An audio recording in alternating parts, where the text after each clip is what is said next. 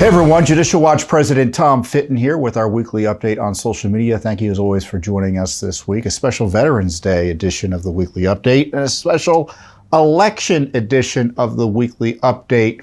A big surprise in the election results, or many surprises that I'll discuss a little bit with you. Also, we have major revelations related to your support through tax dollars of what could be quite dangerous activities in Ukraine, the biolabs there. Judicial Watch has some shocking information to disclose to you. First up, though, is election day, or is it election week, or is it election, it looks like, months? As you know, I've been highlighting the effort to undermine our election system by expanding the notion of election day to election weeks, election months. And we're seeing this in outrageous fashion, in my view, in Arizona and in Nevada, where there are at least 3 major races, maybe 4 if you count the governorship of Nevada. I'm not sure where that stands. And 2 of those races could essentially tell us who's going to be running the United States Senate, Republicans or Democrats. The Senate in Arizona, the Senate seat in Nevada, they don't know who won, or they are counting the ballots in such a way that it may take weeks, if not months, before we're told who is the winner. Now, I don't probably need to convince you that's outrageous. Counting ballots after elections, despite what the media tells you, despite what the big tech censors tell you, is inappropriate. It's not normal in the sense that it should be encouraged, and it invites fraud and undermines confidence that voters have a right to have in elections. So when you're counting ballots after election day, it raises questions inherently. And the media would like you to believe, don't ignore what you see, ignore the man behind the curtain in terms of election integrity, which is the endless counting of ballots in a way that, I think that honest Democrats, or at least voters, don't like this notion of elections going on for weeks. But, this is the reality of the left's restructuring of our election systems, with the media's help, trying to program us to accept the decimation of election integrity. And in Maricopa County, Arizona, we've been investigating this as well. It was further undermined by the failure of, it's kind of a bipartisan problem in Arizona, because the state is the state official, Katie Hobbs, the Secretary of State who's running now for governor, her office is responsible for machinery, and Maricopa County, obviously, generally, the elections administered by the Republican-controlled government there.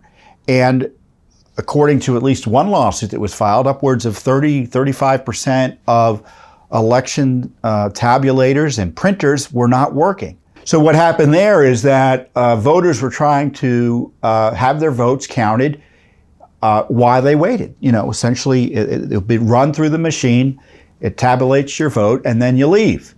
But the machine wasn't reading, or many machines, or too many machines, however we want to characterize it, weren't reading the ballots. Or I don't know, maybe they were reading it, but either way, they were getting rejected.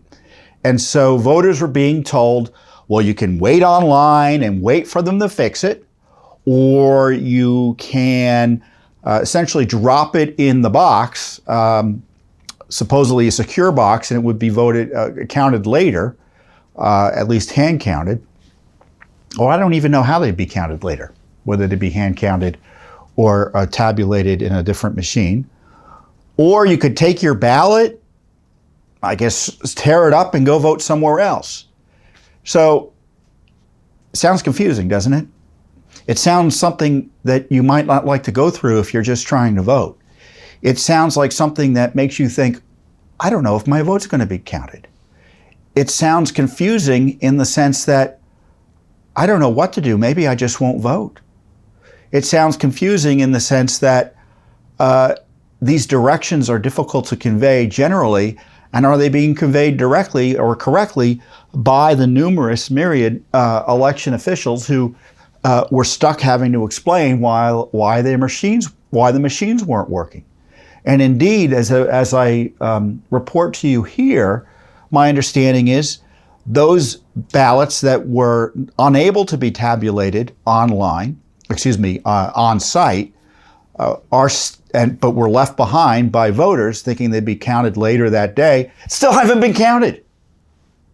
So you've had this systemic breakdown of on-site voter tabulation that was planned in Maricopa County. And Maricopa County, for those of you outside of Arizona, is the biggest county in Arizona. It's where most of the people live. It's kind of like the, the New York City of New York. It's basically where everyone lives. And with all due respect to the wonderful residents of Arizona who live outside Maricopa County. And so this is not a small matter. So no one knows when these votes are going to be counted.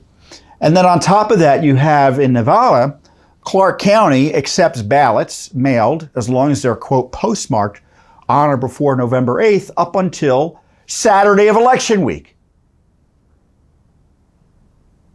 So we don't know when those ballots are going to be counted. Last I saw, the official said, we expect unofficial results next week, next Thursday. When are the official results? Who knows? So the idea that we have these key races in, Arizona is one of the most important states in the union, certainly when it comes to elections, and we don't know who's winning one way or another, or who's going to win, because the numbers change depending on what batches are arbitrarily released in a way that undermines confidence in the elections. So I want to repeat again, this is what our goal should be. Our goal should be to encourage people to vote in person on election day. We should not have mass mail-in balloting. We should not have early voting that goes on for weeks and weeks beforehand. And we should demand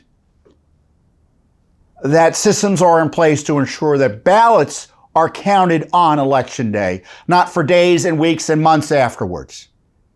And of course, anyone who votes should be required to show a secure photo ID.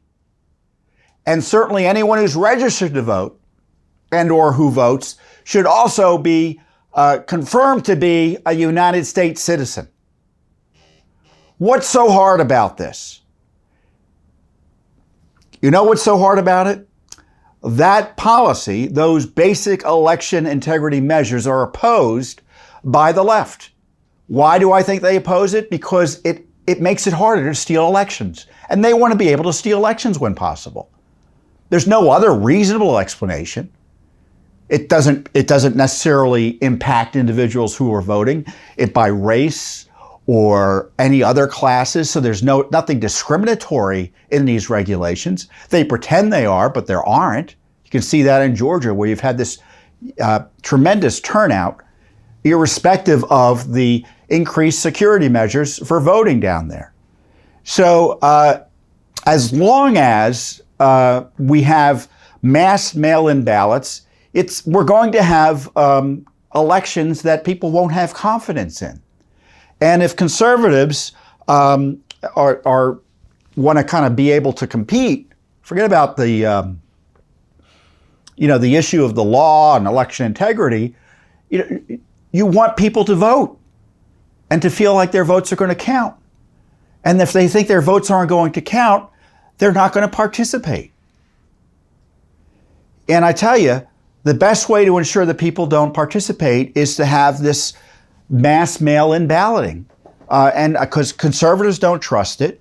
And, the evidence is if elections are more secure, people of both political parties are more likely to participate. Minorities are more likely to participate. So the failure to address this mail-in ballot the increase in the use of mail-in balloting, the mass mail-in balloting, undermines election integrity. And as in the case of Arizona, it wasn't even the mail-in balloting. It was just a lack of either incompetence or I don't know if it was corruption. Certainly we're going to be asking questions. But this casual approach to counting ballots and being told is perfectly normal. You know, it isn't normal. It isn't normal. And anyone who tells you it's normal is promoting a partisan left-wing talking point. People want to know who won the election on election day or election night, not 3 weeks later. Because any adult looking at that recognizes that as an opportunity for fraud, and it undermines the confidence people have in the results.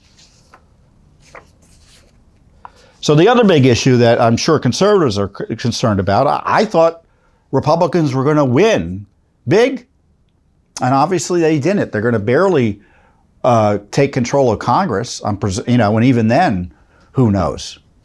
But presuming they do, it's going to have a smaller majority in Congress and in the House. In the Senate, you could actually have a slight majority in the Senate still for Republicans, depending on how at least those two races in Arizona and Nevada go. But certainly Republicans have underperformed given the political environment in which they were running. And Democrats, they should be happy. I mean, if I'm Joe Biden, I'd be like, well, this was a validation of my approach. This is, I ran on this, I'm going to bash the other side as being against democracy. I'm going to use and abuse government to suppress my political opposition. I'm going to use government to censor my political opposition. I'm going to use government to raid the homes of my political opposition. I'm going to jail my political opposition through abuse of the use of force with the FBI and Justice Department, spying on parents who are active in trying to police what their children were being taught, implying that every person who opposes him politically is a potential terrorist.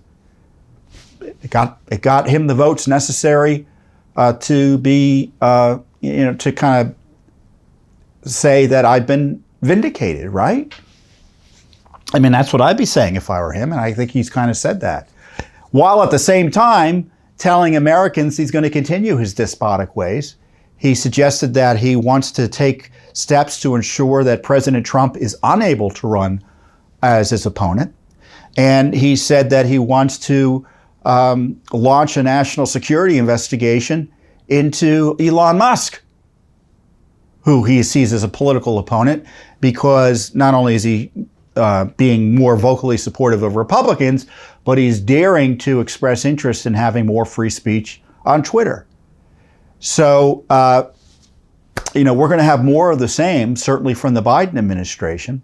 And the question is, what are Republicans going to do? Are they going to stick with the House leadership and the Senate leadership, McConnell and McCarthy, that ran the campaigns that resulted in these big losses? And I know there are some who say that Trump was responsible and all that. The politics are what they are. People are going to look at these results and say and blame whoever they want to for political convenience, because it's politically useful, I should say. But as I look at this, I see certainly on the House side, the House leadership, the House campaign operations that were pushing these, the themes for the election, is that they really failed to motivate the conservative base in a way that would have had a lot of folks come out to vote. And by that, they ignored the issue of government corruption. They didn't talk much about the invasion issue. Were they running on anti-corruption issues related to Biden? Of course not. And on abortion, they were frozen. They refused to embrace the moral take that the right to life should be celebrated and extended to innocent unborn human beings. Their response to the left's promotion of abortion was silence, largely. And a little bit after, just a little bit before the election, they said, well, the other side's too extreme. Well, that wasn't obviously enough to motivate pro-life voters to come out and vote for them in large numbers. So in my view, you had this failed leadership in the House and the Senate promoting and actually being antagonistic to some of these core conservative values, and it resulted in the results that we saw. Now, for instance, do you think Kevin McCarthy is going to embrace an accountability project in the House? Is he going to say we have to impeach Biden? We need to have a broad-based impeachment inquiry, as I've suggested, or that we need to issue subpoenas, or we need to hold accountable those members of the House who are abusing their offices to target innocent Americans like they were doing on the January 6th committee? I don't think he is. So as best I can tell, many conservatives, because I'm one of them, think there needs to be a change in leadership in the House and in the Senate that better reflects at least our conservative values.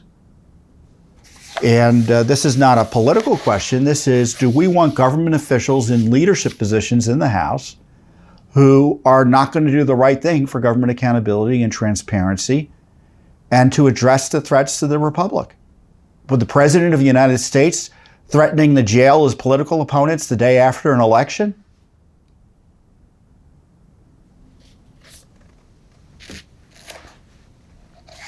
Virtual silence from the Republican leadership has story after story implicates President Biden in political corruption, RICO, racketeering type operations being run out of his vice president's office. Virtual silence. So I don't know who's going to be Speaker. Is it going to be McCarthy? I don't know. But I do know that if you have views as to who should be Speaker, you should be calling your elected representatives. Now, it may be tough to call the ones who are just elected because they may not have office numbers yet, but they could be voting as soon as next week as to who their leadership's going to be. And I'm not quite sure when the House Speaker election would take place, where that selection would take place. But you should share your views with your members, your representatives in Congress. Same thing goes for McConnell's office. Do you think McConnell should be the majority leader and or minority leader, depending on how it turns out? You know, McConnell was supportive of a lot of key measures of Biden's spending operation on transportation, and I think he supported some anti-Second Amendment regulations that Biden promoted, if I recall correctly. So, you know, you have this approach that, and it's not because I oppose Republicans because they're Republican, or I oppose Democrats because they're Democrats. As an activist and as the head of Judicial Watch, a conservative organization, I think leaders should be committed to the issues that we care about, which is ensuring our republic is protected, our Constitution is vindicated, and those who are corrupt are held accountable. And if there are leaders in Congress who, it's basically a congressional decision, we're going to say what we think. No one's saying don't elect them. That they're elected. The question is, what positions of influence should they have? What positions of power should they have? And that's something everyone can have a view on. So some of you may be upset about the way the elections turned out. I was surprised. I wasn't upset. But what I do know is that no matter who would win in Congress and who is going to run Congress, who's going to be the Speaker or the majority leader, Judicial Watch still has a lot of work to do. We have this election integrity work that is ongoing. We have litigation in Pennsylvania and Illinois to check the counting of ballots or stop the counting of ballots for up to 2 weeks, mailed ballots that arrive for up to 2 weeks after an election. Incredible. Colorado, we've got a case that's ongoing to clean up election rolls there. in New York as well. So all that has to continue, and there'll be more litigation to defend the rule of law and election integrity. And then, we have this issue of the corruption of the Biden administration. I don't know what Congress is going to do. I do know from past experience, Congress has great difficulty for a variety of reasons that I could spend a lot of time talking about, but wouldn't really get us to the point, in getting information from the executive branch. Heck, Republicans who ran Congress couldn't get information from an administration run by a Republican, the Trump administration. You had Rod Rosenstein and all the Justice Department and FBI gang refusing to turn documents over. So how do you think it's going to go for Republicans? And so if they're presuming they're running the House, when they start conducting oversight of the Biden administration, it's going to be 2 years of document fights. It doesn't mean it's not worth having. It doesn't mean it doesn't need to be done. It doesn't mean there shouldn't be oversight. But it does mean that Judicial Watch is going to be even more important than ever, because we're better than Congress at getting documents out of administrations. We've demonstrated time and time again that the FOIA lawsuits we file often get records that Congress is unable to get, whether it be on Benghazi, the IRS, the abuse of Trump. I'm going to be talking about information related to Ukraine, COVID, Fauci, you name it. There isn't a topic that Judicial Watch hasn't been able to, through FOIA, extract documents on that members of Congress aren't looking at and saying, why can't we do that? And let's not pretend they're, quote, all of a sudden going to be able to do that with this new, with the way things are likely to be over the next 2 years. So our work is going to be more essential than ever. We will continue to provide leadership in terms of challenging and exposing and trying to stop, more importantly, government corruption. And one other piece of advice I'd give members of Congress, and I do look forward to working with new members of Congress of either political party, I'm happy to talk to anyone, as to what they should be doing. In many ways, we've already proven there's been criminal conduct and corruption. And the question is, what is Congress going to do about it? Do they need to look at more documents? No, that's usually an excuse not to do something substantial. If I were them, I would be looking at the issues that have already been proved. The abuse of the FBI, the abuse of the Justice Department to spy on Trump, the lies about gain-of-function research. And they should be making budgetary decisions and impeachment decisions and other accountability decisions with respect to agencies and individual employees, meaning zeroing out, for instance, the salaries of certain officials who engaged in misconduct, who are engaging in misconduct, and using the power of the purse to do the work of accountability. It's not perfect accountability. I know many of us would prefer some prosecutions here and there that we evidently are never really going to get from Durham at this point. But there are other things and tools that Congress can use to get some accountability, and I encourage them to use it, to use those tools. And it doesn't mean that Judicial Watch stops doing our work in the meantime, but our work also includes encouraging government officials to do their jobs, which isn't just to blindly spend our money, but to make sure that the money's spent well, and if there's misconduct in government, that they take steps to address it directly. So we do what we can in terms of the heavy lifting, but it's well past time for Congress to start doing their heavy lifting with respect to government corruption, oversight, and accountability. And as you know, we're well ahead of the game already on that. And so back to work.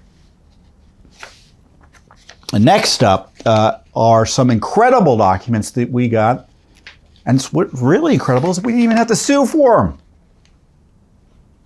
It took them forever to give us the documents, but sometimes we wait a few months and we get some documents. In this case, we filed a FOIA request in February of 2022 to the Defense Threat Reduction Agency, which is a Pentagon agency, for documents involving work with a government contractor called Black and Veatch, I think that's how it's pronounced, Veatch, involving work of any manner with biosafety laboratories in the country of Ukraine. Now, why are we interested in that? You know why we're interested in that, because it was a major controversy. The controversy is, what was the United States doing in Ukraine with these biolabs? Now, we were supporting dangerous biological investigations in China, and it looks like we've been supporting, under the guise of managing them, dangerous work in Ukraine. And it's come to a head because of the Russia invasion of Ukraine. You know, the Russians were using the biolabs as a pretext to justify their aggression. So the immediate response by the media was, oh, we're not allowed to kind of admit that the U.S. is involved in some really risky, potentially, biolab activity in Ukraine, as opposed to just saying, yeah, well, that's what we're doing, and we were just doing it because we're trying to supposedly reduce the threat. Yeah, so I don't know about you, but I'd like to know why the heck we've been maintaining biolabs in Ukraine, engaged in Lord knows what, for 20 years. I understand after the fall of the Soviet Union, we would have an interest in making sure that such weapons laboratories or biolabs were maintained properly and, frankly, shut down properly. Instead, we've been running them more or less for 20 years in partnership with the Ukrainians. Why? That's one of the reasons we do the FOIAs. And of course, you know, in March of 2022, Victoria Nuland, the corrupt Undersecretary of State for Political Affairs, why do I say she's corrupt? Because she was part of this anti-Trump Russia smear operation, which saw the abuse and misuse of State Department resources to smear Trump and undermine the peaceful transfer of power in a seditious way. So we're relying on this corrupt official to protect our interest in Ukraine and Russia. But that's an aside. She said Ukraine has biological research facilities, which in fact we are now quite concerned that Russia forces may be seeking to gain control of. So we are working with the Ukrainians on how they can prevent any of these research materials from falling into the hands of Russian forces should they approach. Well, what are the research materials? So the documents we were able to uncover show that in 2019, I believe, we spent $11 million on programs related to these Ukraine labs. The documents show, let me get the specific, included in the records is an order for supplies or services dated August 1st, 2019, issued by the Defense Threat Reduction Agency. The total amount of the contract award is $11.2 million. It includes approximately 35 contract line items set forth in a statement of work, and it's titled Electronic Integrated Disease Surveillance and Pathogen Asset Control Implementation. The statement of work was not provided, nor was there any explanation for the withholding. So we did get these records voluntarily, but they withheld a lot of information from us that we may ultimately have to sue to obtain. And the other information shows that they were working on seemingly pretty dangerous materials. As I say, there's a lot of language or documents talking about pathogen asset control systems. You don't want to have a pathogen around you generally. You know, it's just the nature of the beast. But that's what this was all about. And let me give you some of the information or some of the material and some of the trainings that they were engaged in, or the United States was engaged in with our Ukrainian partners, quote, on-the-job training. So one of the pathogens is anthrax.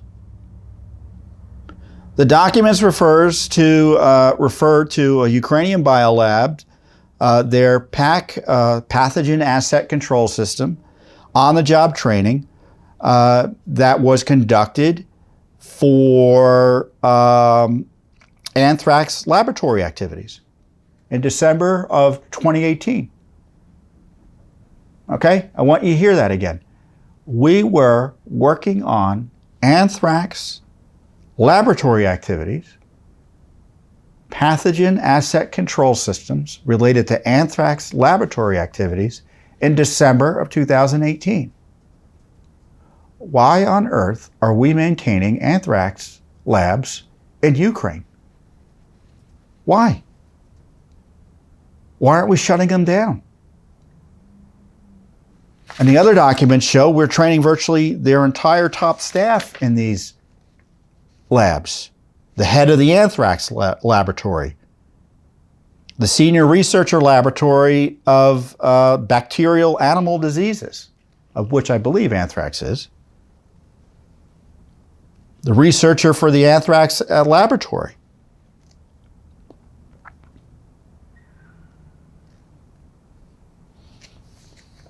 We have other documents showing from their trainings that this is something that really got me a little bit nervous. Maybe it will get you nervous. Researcher of Department of Avian Diseases. Now, some of this is agricultural, right? A lot of these biolabs look at threats to agricultural populations, animal populations. But some of it is weaponizing those biological threats to animal populations. So there's always two sides to that type of research, because you could drop a nasty biological weapon into a population of cattle or pigs, whatever, and decimate the industry of the agricultural industry of a country. Head of the brucellosis laboratory. Brucellosis. Look it up. It's a pathogen, and it's been used in biological weapons research. That's what we're supporting in Ukraine. Training those folks. So we're not allowed to talk about that in the context of the Russia thing, because there's all this political correctness for Ukraine and Russia, that you can't criticize anything that's happening within the Ukrainian government or anything that the United States has been doing in Ukraine. Well, I, for one, am going to criticize the fact that the United States has been for 20 years in one of the most corrupt countries in Europe, if not the world, funding dangerous pathogens in biolabs, or funding the handling of dangerous pathogens in biolabs. And we're still doing it. And it's probably even more dangerous given the war scenario that we're facing there. I mean, do we have U.S. officials in Ukraine right now at these biolabs? I don't know. Is this training going on right now? I don't know. The documents aren't clear on that. Because much of the documents were from 2018 and 19, from what I recall. So maybe Congress can look into this. Hey, Biden administration, are we doing anything with anthrax in Ukraine? Why are we shutting it all down? I didn't see anything about gain of function here, but I'm sure it's happening.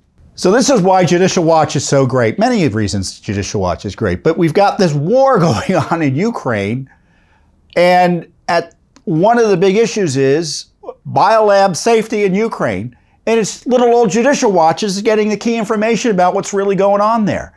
Yes, we are supporting biolabs in Ukraine.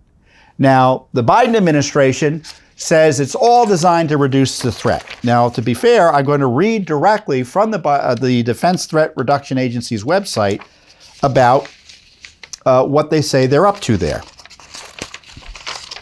The U.S. Department of Defense's Biological Threat Reduction Program collaborates with partner countries to counter the threat of outbreaks, deliberate, accidental, or natural, of the world's most dangerous infectious diseases. The program accomplishes its biothreat reduction mission through development of a biorisk management culture, international research partnerships, and partner capacity for enhanced biosecurity, biosafety, and biosurveillance measures. The biological threat reduction program's priorities in Ukraine are to consolidate and secure pathogens and toxins a security concern and to continue to ensure Ukraine can detect and report outbreaks caused by dangerous pathogens before they pose security or stability threats. I don't know about you, but I understand I don't believe that the best way to handle the threat of anthrax in Ukraine is to let any anthrax remain in Ukraine. Do you trust our government and the Ukrainian government to figure out how to keep that secure? I've got 3 words for you: gain of function. We can't even, based on the documents that we've uncovered at Judicial Watch and exposed, we can't even manage our own biolabs here in the United States without putting the population and those working in them at risk. We've got this program in China we've been running through Fauci that's resulted in, I know it's not for sure, but I think has likely resulted in COVID. And gain of function still going on here in the United States. And this same gang is managing Ukraine?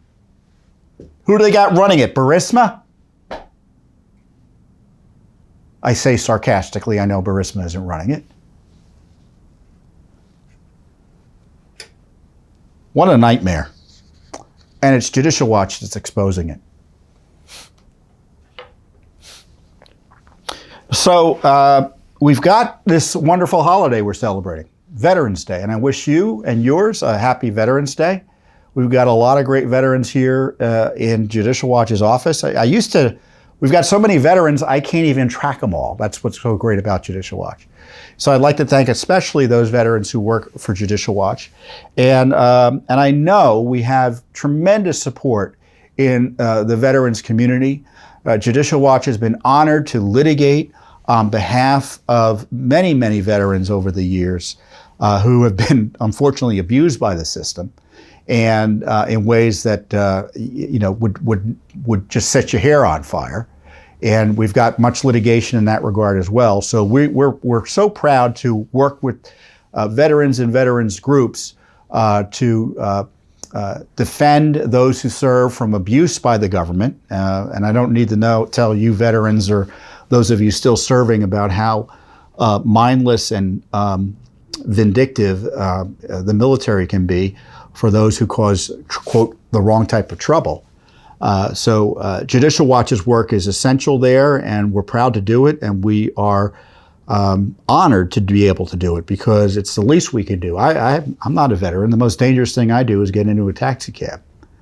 But those of you who have risked your lives for our country, the least we can do is make sure that your country is as good as it ought to be in terms of being free from corruption, and that our freedoms and liberties here that you're willing to die for are being protected by the civilians who know better, both in the non-governmental class, like Judicial Watch, the civilian population, and in the government class, the politicians who are entrusted with the American people to make sure that our government is worthy of the risks that our veterans have been put under to protect them.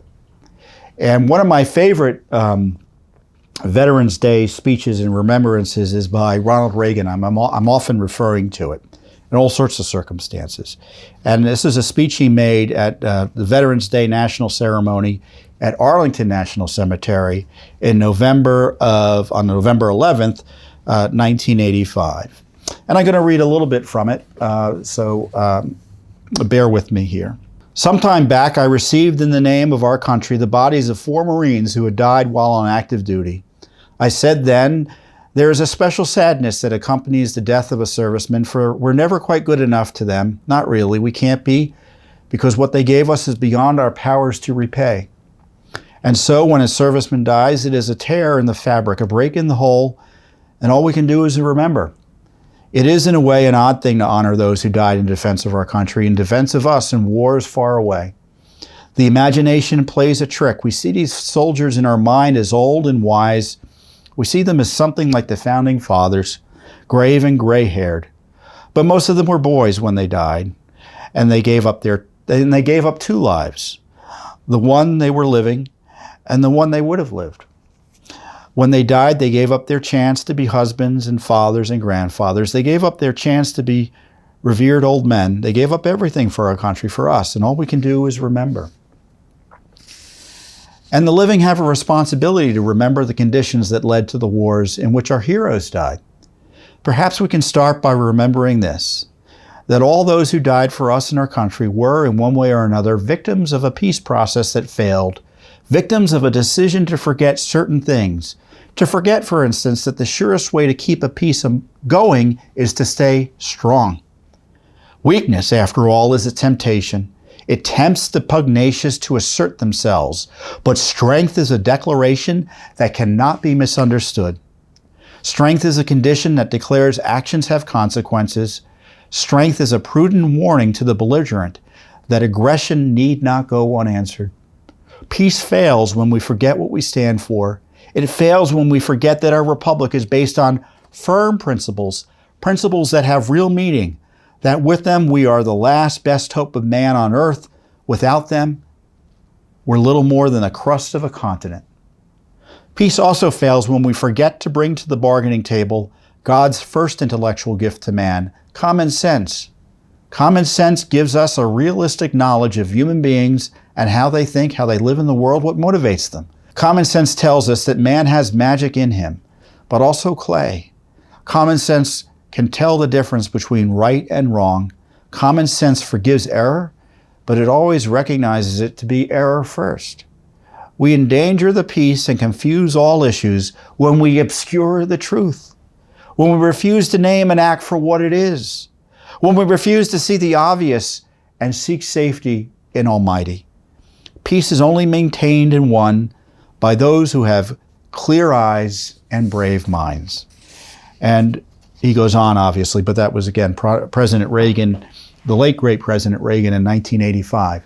Clear eyes and brave minds. And I'd like to think at Judicial Watch that we have clear eyes and brave minds. And I know at the end of our national anthem, what is it we ask? It's one of my favorite lines of the national anthem.